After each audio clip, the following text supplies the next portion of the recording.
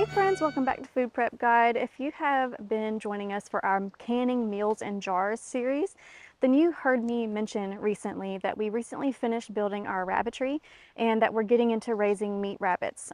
It is a fantastic chicken alternative, but don't worry, for those of you who are not interested in that, we are not talking about the meat aspect today.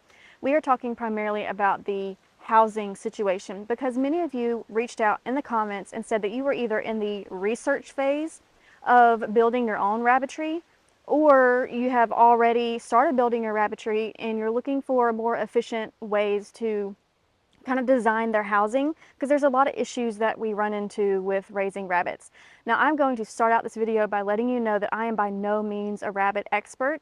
This is not our first time raising rabbits, but the first time did not go over very well, and it was truly a trial and error with a whole lot of error.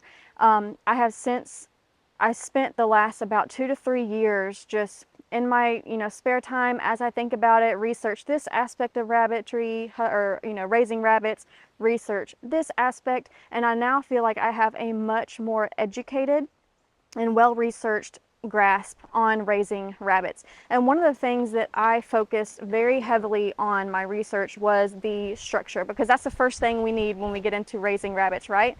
Is their housing. And one of the issues that we ran into when we raised them the first time was there was a whole lot of wood built, like the whole cage was made out of wood. And what happened was they gnawed on that wood, number one, but number two, a lot of times when they're peeing, it's like sprays, and it would spray on that wood and just cause it to get really nasty really quickly. And it was very hard to keep the living situation sanitary without having to spend so much time doing those chores. And here on our property, we are really all about efficiency and trying to set up systems in the beginning that make the whole process go a lot easier, whether that's gardening, whether that's raising chickens, whether it's raising animals, whether it's doing chores in our house. It's all about putting in a lot of labor in the beginning to really set ourselves up for success throughout the career of whatever we're doing.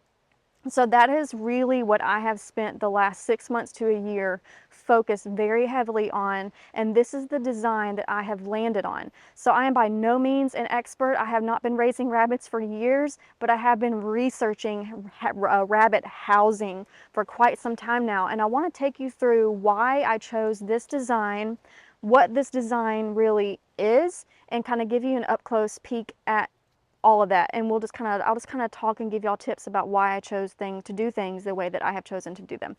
Let's get started. Welcome to Food Prep Guide. My name is Jordan. I'm a homeschooling mom to 3, living on 3 beautiful acres with my wonderful husband. A health crisis forced our family to change the way we think about food. Unfortunately, it also put us in financial hardship. Thankfully, the solution to both challenges was the same: to live off the land as much as possible. For us, that means growing a garden, preserving the harvest, raising chickens, and cooking from scratch. It's definitely a family affair. And friends, too. Meet Stacy, researcher, author, and lifelong learner. She entered the world of food preservation in the crazy days of 2020. She joined a gleaning co-op, and a local grocer offered her clearance produce in bulk, and so the adventure began. Together, we're reclaiming the old ways of food stewardship and teaching them to the next generation. If there's one thing you should know about us, it's that we love Jesus and seek to steward his blessings wisely. Our table always has room for one more, so y'all come join us. Okay, let me give you just a pan of the entire cage setup that we have here. It is 20 feet long. Oh, it is so windy today. I hope this tarp isn't going to be too loud for you, but this microphone does a pretty good job of canceling out the noise, so hopefully that won't be an issue. But the whole setup is 20 feet long. We have 4 cages for our breeder rabbits. Well, let me just introduce them to you real quick. This is our buck. This is Oreo. This is Annabelle. She's our seasoned mama. Hi, Annabelle. She's our seasoned mama. She was actually just weaned right when we got her. This is Rebecca and Paisley. They have never been mamas before. But these come from a long line of really fantastic breeders that are bred in our local area to withstand our summer heat. That's one of the main issues with rabbits is the heat because of their huge thick fur coats. But this is Paisley. She's a very sweetheart. Paisley and Rebecca are very, very sweet, cuddly rabbits. They will let you just cuddle and love on them, and basically hold them like babies. And that's kind of like another kind of point. I'm not going to go off on a rant here, but I think a lot of times when people are raising food for, or raising animals for meat, it can kind of come across as heartless, like they don't really love their animals or spend time with their animals. But we love every animal we bring onto this property, and our children, we raise them from a very young age to understand that certain animals have a purpose, and that purpose is to nourish our family. And so when that they've been raised from that from a young age, but it doesn't mean that we don't love these animals. We take these animals out and we cuddle them and we play with them and we love on them. And these are our breeders. So these will never be processed for meat. These are kind of they're our breeders, but they're also, I guess, pets, which will make it a little bit easier when our babies come along, especially on the kiddos. So speaking of babies, we have 3 grow out cages that are slightly bigger than the breeder cages. And the idea is that the litter from mama 1 will go into cage 1, the litter from mama 2, cage 2, the litter from mama 3, cage 3. Now I don't want to make this an exhaustive all about rabbit setup, or rabbitry like breeding and all that, and I'm kind of getting rambly, so I don't want to go into all that. I really want to keep this focused on the structure itself. So as you can see, we went with a hanging option. We built the structure. They are in 4x4s and they are in concrete. It doesn't look like it because we put dirt on top, but those are in concrete. And we felt like that was very important considering that this structure is pretty much all that is holding up these cages. So we make sure that these were as sturdy as absolutely possible. And then we hung the cages with this metal conduit. This is conduit that is meant to have wire, electrical wire running through it. So it's a lot, it's not as bendy as like a stick of PVC, like a thin stick of PVC. Although it does give a little bit, but when it is run through all of these cages together, it's not any sagging at all. It looks like there's some sagging right here in the middle, but that is just where the 2 cages are separate, and this one set a little bit lower than this one. So that's why that looks like that, but it's not actually sagging because of weight by any means. These things are so super duper sturdy. I mean, I am pulling like back and forth, and this thing is not moving at all. But we did it with 10-foot long sticks of wire conduit, and it is combined or joined with these little things. I don't know what they're called. But if you go to your wire conduit area, they're right there with these sticks of conduit. And that's what we did. We just got these, let me see if I can get a good view. Not really. Here, let me get a good view on that way. Okay. So over on this board, you see we have this fastener here. And it is basically just a piece of metal that we have put around the conduit and then screwed on top and screwed on bottom. And that's what's holding this conduit to these studs right here. You can see a little bit right there. But we have 6 touch points, 2, 4, and 6. And those are the only places where it is touching wood.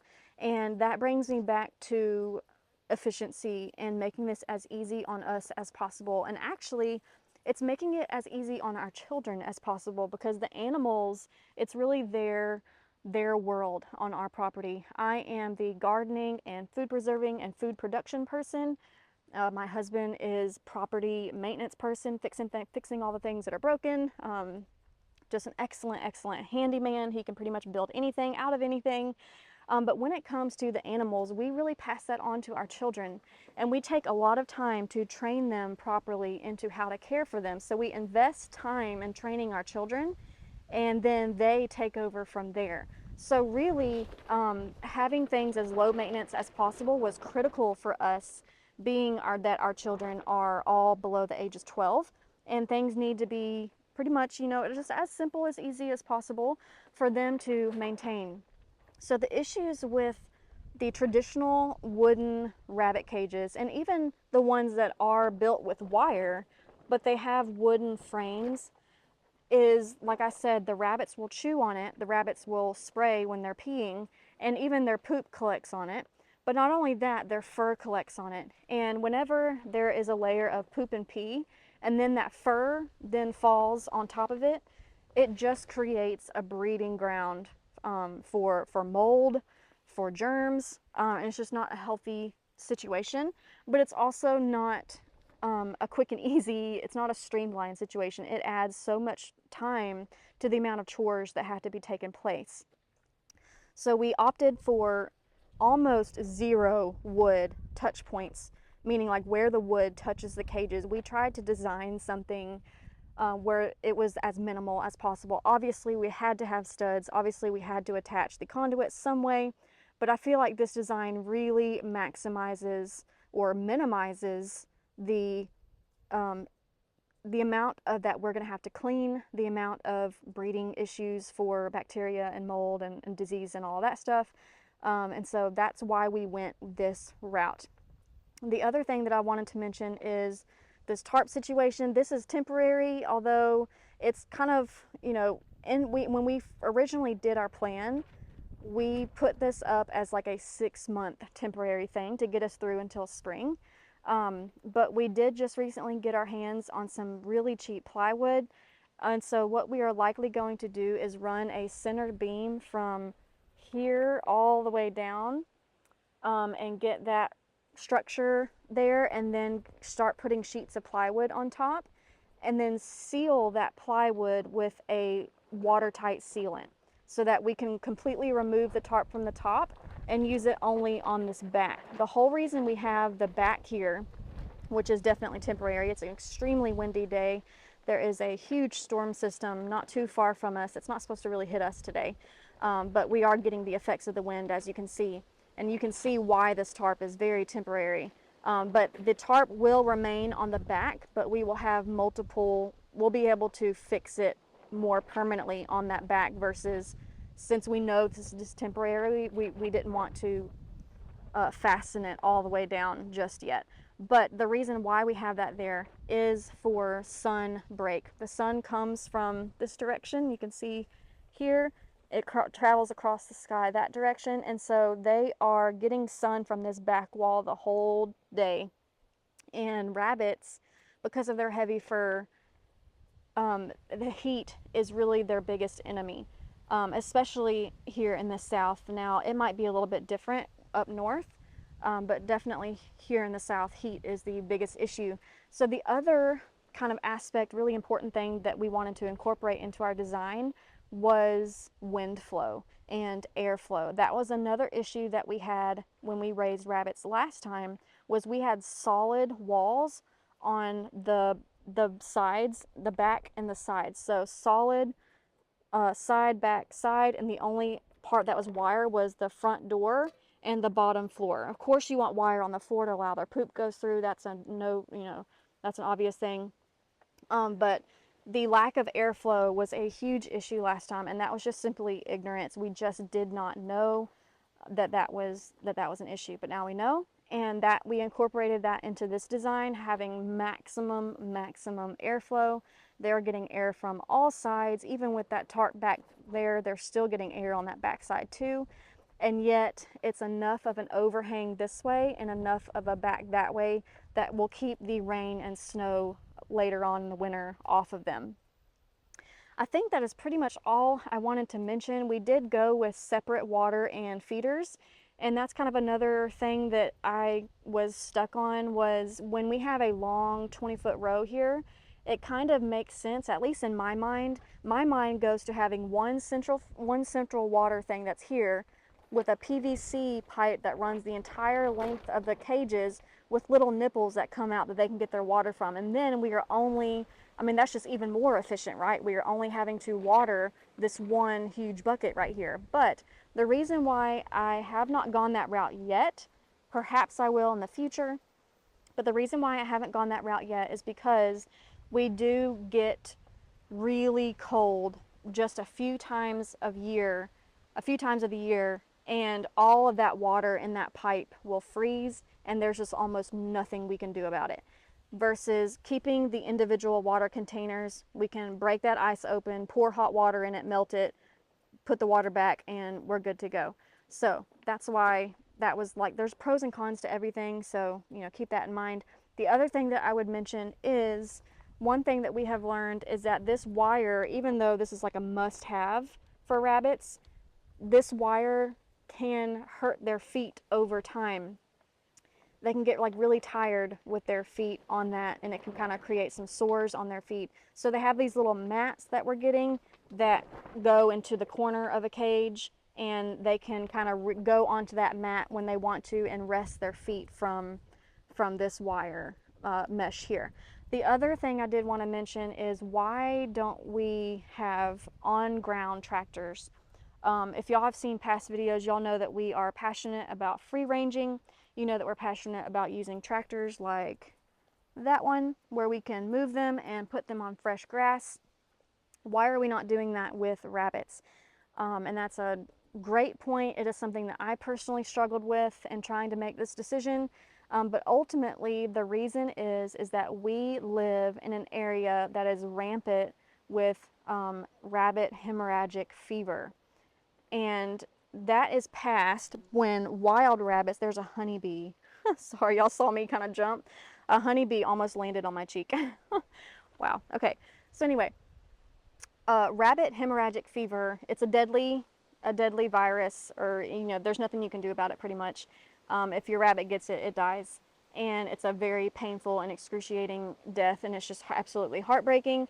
And the reason, or the way that it is passed, is when wild rabbits come and nibble or poop and pee on grass, and then the other rabbits come and they touch or nibble and poop and touch or eat the grass that other rabbits, infected rabbits, have pooed and peed on.